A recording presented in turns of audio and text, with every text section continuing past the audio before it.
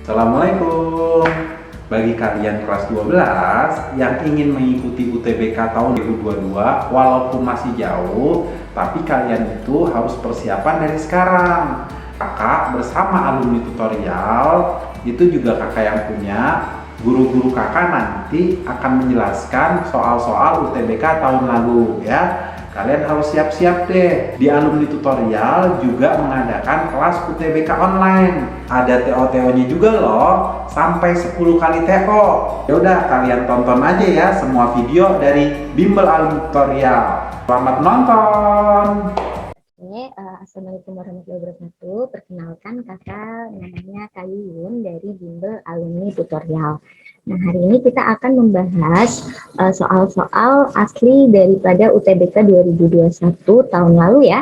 Nah, soal-soal aslinya akan kita bahas random ya, dari beberapa soal kita akan bahas 5 soal aja ya.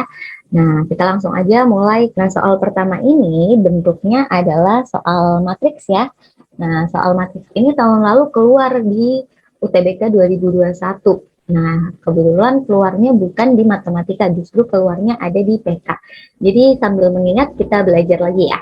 Nah, yang pertama di sini ada perkalian, kemudian ada pengurangan, dan di sini adalah hasilnya.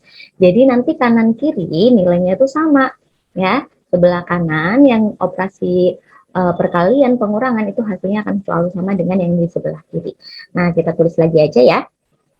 Jadi di situ ada, kita tulis ada P, kemudian min 1, kemudian 2, kemudian I plus 1, selanjutnya ada dikali dengan, di sini nilainya 1, min 1, 0, 2, kemudian dikurangi dengan matriks berikutnya ada 5, 3, min 2, 1, gitu ya. Nah, hasilnya akan sama dengan yang di sebelah sini, ada Q min 4, terus ada min 7, ada 4, dan ada 1. Nah, pertama kita kerjain dulu nih yang bentuknya perkalian. Jadi kalau perkalian selalu kalikan baris dengan kolomnya.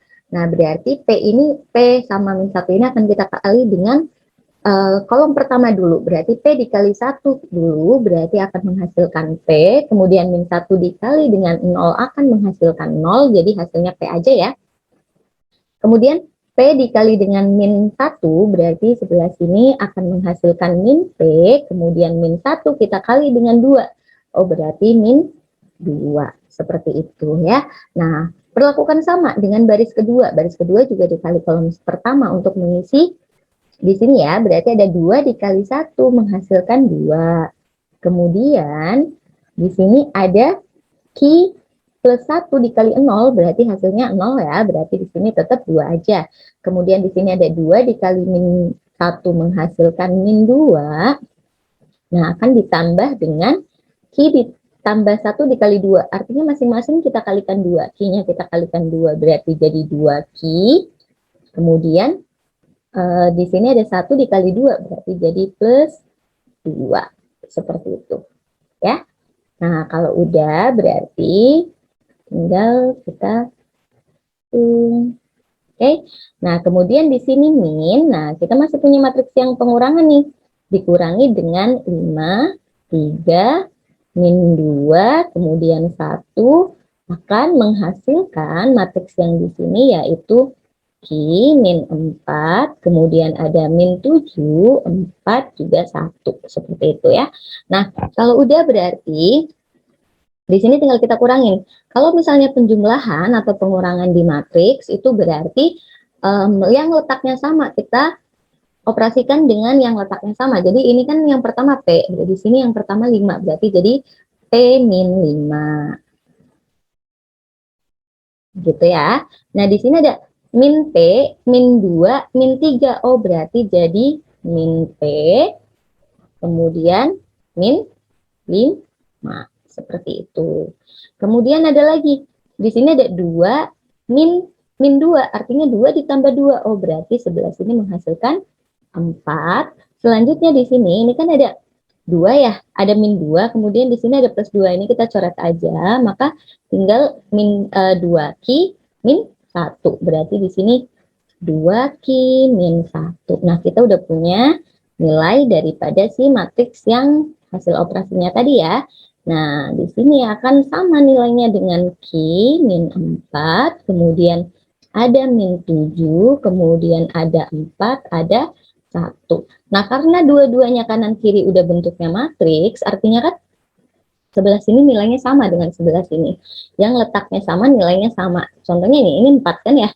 Di sini 4, dia bernilai sama dengan yang di sini 4. Gitu. Nah, sekarang berarti kalau kayak gitu kan kita butuhnya siapa? Yang ditanya adalah nilai P plus Q. Oh, berarti kita butuhnya ya nilai P sama Q. Jadi kakak mau ambil yang sebelah sini. Untuk nilai Q, ini kakak kotakin ya. Kemudian nanti untuk nilai P, boleh kita langsung gunakan aja yang di atasnya. Nah, ini kakak kasih warna beda dulu ya. Nah, yang P ini nilainya sama dengan yang sebelah sini. Oke, nah sekarang kita lanjutkan menghitungnya. Jadi, kakak mau yang P dulu. Berarti kan kita punya min P, min 5 sama dengan min 7. Oh, berarti min P akan sama dengan min 7 ditambah 5. Karena pindah luas ya. Berarti min P itu nilainya sama dengan min 2. Karena ada min, maka P-nya sama dengan 2. Nah, kita udah punya nilainya. Oke, nah selanjutnya kita butuh si Q. Jadi, kan kita punya 2Q min 1 itu sama dengan 1. Berarti 2Q sama dengan 1 ditambah 1. 2Q akan sama dengan 2, maka Q-nya sama dengan 2 dibagi 2. Berarti Q-nya 1. Nah, kita masing-masing udah punya nilai P, juga udah punya nilai Q. Yang dibutuhkan adalah nilai P ditambah dengan nilai Q, berarti 2 ditambah 1. Oh, berarti P plus Q itu akan menghasilkan 2 ditambah dengan 1, maka hasilnya 3. Jadi jawabannya yang D, seperti itu ya. Itu untuk soal nomor 1. Nah, kita akan lanjut lagi ke soal berikutnya ya. Nah, soal berikutnya yaitu jarak kotak X ke Y adalah 240. Ini maksudnya 240 km ya. Nah, ini 240 km, kecepatan seorang berkendara motor adalah 60 sampai 80 km per jam. Oke, nah di sini P adalah waktu tempuh orang tersebut, sedangkan Q udah diketahui 3,5 jam harusnya ya. Nah, berarti mana nih hubungan antara P dan Q yang kita tanyakan? Oh, karena di situ kan kalau kita mencari waktu, T itu sama dengan jarak dibagi dengan kecepatan ya. Nah, berarti rumusnya itu ini, T sama dengan jarak dibagi kecepatan. Karena di sini jaraknya, kecepatannya itu berubah-ubah dari 60 sampai dengan 80, berarti kisaran dari 60 sampai dengan 80. Berarti kita cari waktunya dia ketika kecepatannya 60 ya. Waktu pertama ketika kecepatannya 60 berarti jaraknya 240, kita bagi dengan 60. Oh, berarti waktunya dia akan menjadi 4 jam ya. Ini 4 jam. Kemudian sekarang waktunya dia ketika kecepatannya 80 berarti kan 240 kita bagi nih sama 80. Nah, berarti kecepatannya jadi 3 jam. Oh, berarti kecepatan jarak tempuhnya dia itu antara 3 sampai dengan 4 jam gitu. Nah, kalau kayak gini gimana? Nah, sekarang untuk soal seperti ini berarti kan ini dia mempunyai selang ya. Jaraknya, waktunya itu dia punya antara 3 sampai dengan 4. Jadi ini nilai daripada si P. Jadi P itu antara 3 sampai dengan 4 ya. Berarti 3 kurang dari sama dengan P, kurang dari sama dengan 4 gitu. Nah, karena P-nya segini, sedangkan Q itu udah pasti 3,5. Nah, berarti di mana? Kalau misalnya kita bandingkan dengan angka 3, ya, dengan ketika kecepatannya 3 nih, waktunya itu 3 jam. Ketika waktunya sama dengan 3 jam, ini akan mengakibatkan tentu si P lebih kecil daripada si Q. Ya kan? Tapi kita jangan langsung asumsikan, oh ini aja jawabannya, nggak boleh ya. Karena kita punya waktu yang kedua, ketika dia 4 jam, maka akan menyebabkan P-nya itu lebih dari Q. Nah, ketika kayak gini akan menyebabkan dua jawaban yang dimana di sini ada di pilihannya, maka jawaban ini itu tidak dapat ditentukan atau tidak dapat disimpulkan. Maka jawaban yang paling tepat itu adalah yang D.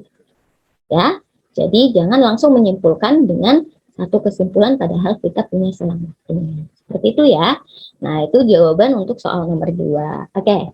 Nah, ini jenis soal cerita ya nomor 3. Di sini ada dua jenis roti, yaitu roti X dan roti Y, di mana modalnya adalah 2.000 dan 2.500. Kemudian keuntungan per buahnya di situ udah ada 1.000 dan 1.200.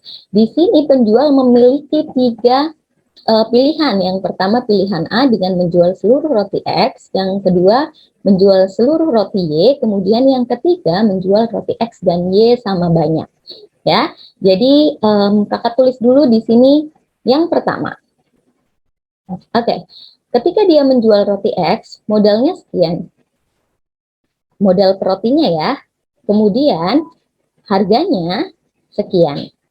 Ya, modal yang dia miliki itu 900.000. Oh, berarti kita harus mencari dulu nih jumlah roti X yang dapat dia buat. Oh, berarti roti X ini ketika dia mau seluruhnya, maka ya udah berarti 900.000 ini kita bagi dengan 2.000 ya. Nah, kita coret, berarti 900 dibagi, oh berarti ketika dia akan menjualnya, maka total daripada roti yang dibikin adalah 450. Nah, karena dia 450, sekarang berarti keuntungan ketika A, keuntungannya berarti sama dengan 450 kita kali roti A itu keuntungannya adalah 1.000. Oh, berarti dia jadi 450.000. Seperti itu ya. Nah, sekarang kita ke yang kedua. Jadi kedua di sini itu adalah seluruh roti Y. Nah, berarti roti yang kedua, maka tulis dulu nih di sini. Sama, berarti kayak tadi stepnya Y-nya sama dengan 900.000 akan kita bagi dengan 2.500. Seperti itu ya. Nah, berarti kalau 900.000 kita bagi dengan 2.500 akan menghasilkan berapa? Nah, ini kita coret aja ya. Kita coret, 9.000 dibagi dengan 25 ya berarti. Berarti Y-nya itu total roti yang akan dibuat adalah 360. Ya. Oh, berarti karena roti yang akan dibuat 360 aja, maka keuntungan untuk kejadian B, keuntungannya berarti sama dengan 360 kita kali dengan keuntungan si roti Y-nya itu tadi 1.200. Oh, berarti tinggal 36 kita kali dengan 1.200, maka akan menghasilkan 432.000. Nah, ini keuntungan untuk kalau misalnya menjual seluruh roti Y. Nah, yang ketiga di sini adalah seperti ini. Menjual roti X dan Y sama banyak. Jadi, ketika dia harus sama banyak, ya, maka kita menghitungnya kayak gini, ya. X sama dengan Y berarti, maka kita menghitungnya modalnya itu adalah 900.000. Ini akan kita bagi dengan jumlah modal masing-masing. Nah, berarti ini kita bagi dengan 4.500 gitu ya. Nah, 4.500 kita coret, berarti akan menghasilkan 200. Nah, 200 ini itu jumlah masing-masing ya, bukan jumlah satu aja. Oh, berarti X-nya itu akan jumlahnya 200, sedangkan Y-nya juga sama, jumlahnya 200. Seperti itu ya. Nah, berarti keuntungannya sekarang kita hitung. keuntungan, berarti ketika dia menjual X dan Y sama, berarti 200 kita kali dengan 1000 ditambah dengan yang 200 kita kali dengan 1200. Gitu. Oh, berarti yang ini akan jadi 200.000. Oke, sedangkan yang satunya adalah 240.000. Jadi kalau ditotalkan, maka keuntungannya menjadi 440.000. Kayak gitu ya. Nah, kita udah punya nih yang satunya 450, satunya 432, satunya dalam 440. Yang ditanya adalah keuntungan maksimal. Jadi, yang paling banyak maksimalnya itu ketika dia menjual seluruh roti X dengan pilihan yang A ini, maka keuntungannya adalah 450.000. Jadi jawabannya yang C. Seperti itu ya. Nah, itu untuk soal nomor 3. Kita lanjut ke soal berikutnya. Oke. Nah, ini juga tipe soal yang baru. Jadi kita mencari pernyataan yang benar itu ada berapa aja sih gitu. Nah, ini bentuknya logaritma. Jadi sebelum kita ke pembahasan, Kakak ingatkan terlebih dahulu ya. Kalau misalnya logaritma, bentuknya kan selalu seperti ini, A log B. Di mana A itu harus lebih dari 0 dan dia itu tidak boleh 1. Ya. Sedangkan B-nya itu harus lebih dari 0. Ini definisi daripada si logaritmanya itu sendiri. Nah, sekarang kita hitung nih. Oke, ini masih persamaan logaritma. Kakak tulis dulu di sini ada 2 log X pangkat 3 itu akan sama dengan 3 ditambah 2 log 2X. Nah, karena kita mau ke persamaan, yang di sini ini udah 2 semua ya, 2 log. Maka 3 di sini harus kita rubah ke bentuk log juga. Jadi, ketika di sini 2, kita tulis dulu 2 log X pangkat 3, maka ini kita tulis menjadi gini, 2 log 2, 3-nya untuk pangkat. Gitu ya. Jadi kan kalau 3 kita pindahin ke depan, kalau pangkatnya di belakang, sifat logaritma kan ada yang seperti ini ya. A log B pangkatnya N itu kan sama dengan N dikali A log B. Gitu ya. Nah, berarti ketika N-nya pindah ke depan, kan ini jadi 3, sedangkan 2 log 2 itu 1. Di logaritma itu berlaku A log A itu nilainya sama dengan 1. Jadi kakak tidak merubah nilai, hanya merubah bentuknya aja ya. Ditambah dengan, di sini ada 2 log 2X. Nah, sekarang kita gunakan sifat logaritma untuk yang sebelah sini. Ya, ketika logaritma ada sifat seperti ini. A log B ditambah di sini sama A log C, maka boleh menjadi A log B dikali C. Gitu. Jadi ini boleh, oh berarti kita punya 2 log X pangkat 3 sama dengan 2 log, di sini 2 pangkat 3 berarti 8, kita kali dengan 2X. Gitu ya. Oh berarti kita punya 2 log X pangkat 3 itu sama dengan 2 log 16X. Seperti itu. Nah, karena sifat daripada logaritma, persamaan logaritma, ketika ada A di sini log Fx sama dengan A log Gx, maka penyelesaiannya adalah Fx sama dengan Gx ya. Jadi A lognya hilang. Nah, berarti ini 2 lognya juga hilang. Jadi X pangkat 3 sama dengan 16X. Sekarang pindah ruas. Berarti X pangkat 3 min 16X sama dengan 0. Seperti itu ya. Nah, karena kanan kiri ada X, sekarang kita faktorkan jadi X, sedangkan di sini jadi X kuadrat min 16 sama dengan 0. Nah, berarti di sini kakak jabarin lagi, X kuadrat min 16 itu sama dengan X min 4 dikali dengan X plus 4. Nah, itu dari mana, Kak? Itu dari sifat yang kalau misalnya kita punya gini, A kuadrat min B kuadrat itu akan selalu sama dengan A plus B dikali dengan A min B. Bolak-balik boleh ya, sama aja. Ya, nah ini sama dengan 0. Oh, berarti X itu sama dengan berapa? 0 yang sendirian di depan, X itu sama dengan 4, atau X itu sama dengan min 4. Nah, kalau di sini berarti ada 3 ya. Terlihat sepertinya ada 3, tapi kita cek lagi ke bentuk logaritma. Ketika dia masukkan 0, tentu 0 nggak masuk ya, karena kalau X-nya di sini 0, berarti B-nya nilainya 0, maka ini tidak memenuhi. Ya, jadi yang 0 kita skip. Kemudian kita masukkan yang 4. 4 berarti X pangkat 3, 64. Ditambah 3 plus 2, log 2 kali 4, 8. 8 berarti 3, sama ya.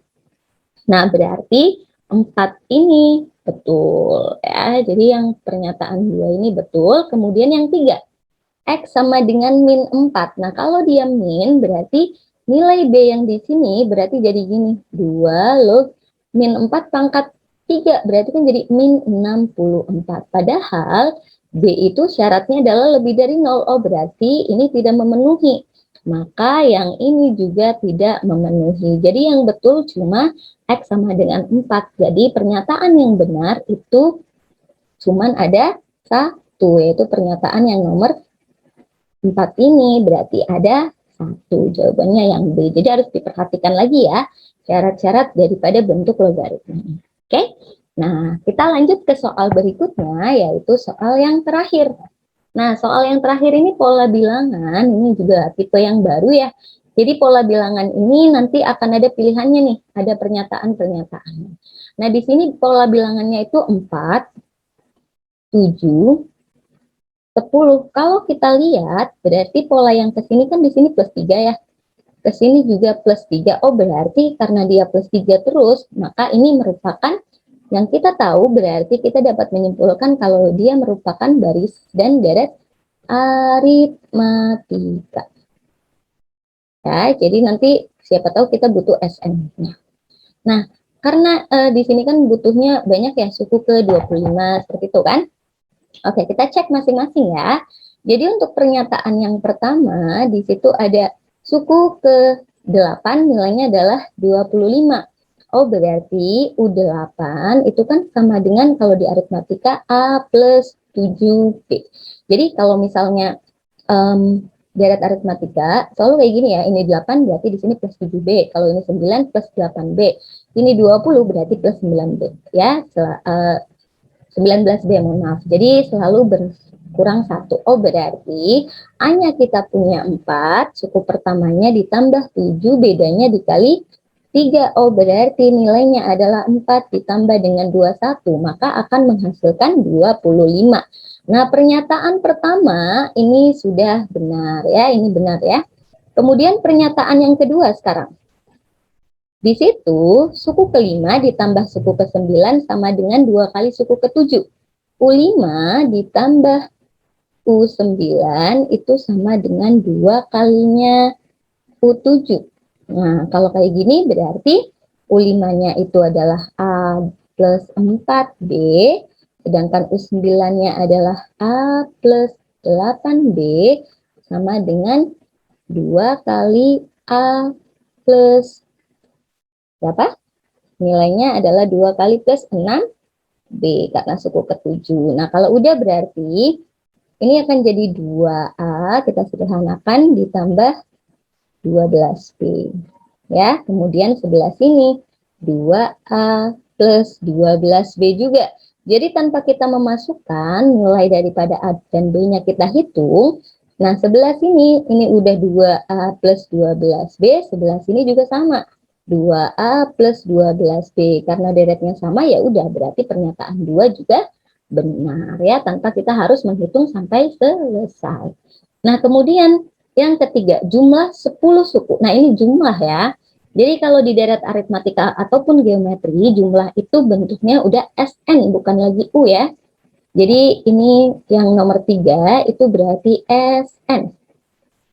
SN itu rumusnya adalah N per 2 dikali 2A plus N min 1 dikali dengan beda.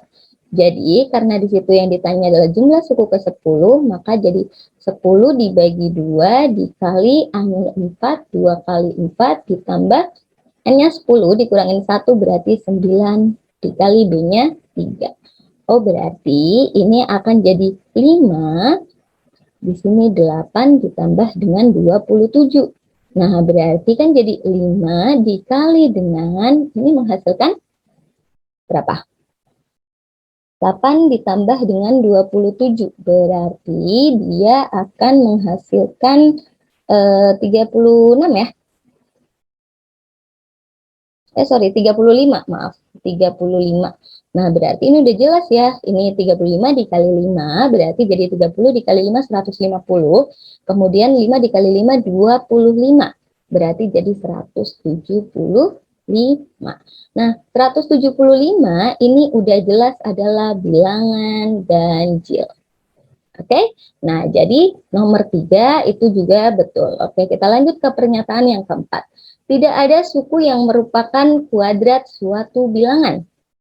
Nah, di sini tidak ada suku yang merupakan kuadrat suatu bilangan. Padahal kita tahu, kita lihat nih di deret yang pertama, angka 4. 4 itu adalah kuadrat dari 2. 2 kuadrat itu sama dengan 4 kan? Maka pernyataan keempat itu yang salah. Jadi pernyataan yang benar itu ada 3, nomor 1, 2, dan 3. Jadi jawaban yang paling tepat itu yang A. Gitu ya. Oke, nah itu pembahasan daripada soal PK hari ini ya. Nah, semoga bermanfaat, semoga dengan belajar kita bisa jadi lebih mempersiapkan diri untuk UTBK 2022 ya, karena soal-soalnya tidak mudah. Oke, jadi harus dipersiapkan dengan baik. Oke, terima kasih. Kakak akhiri pertemuan hari ini ya. Terima kasih.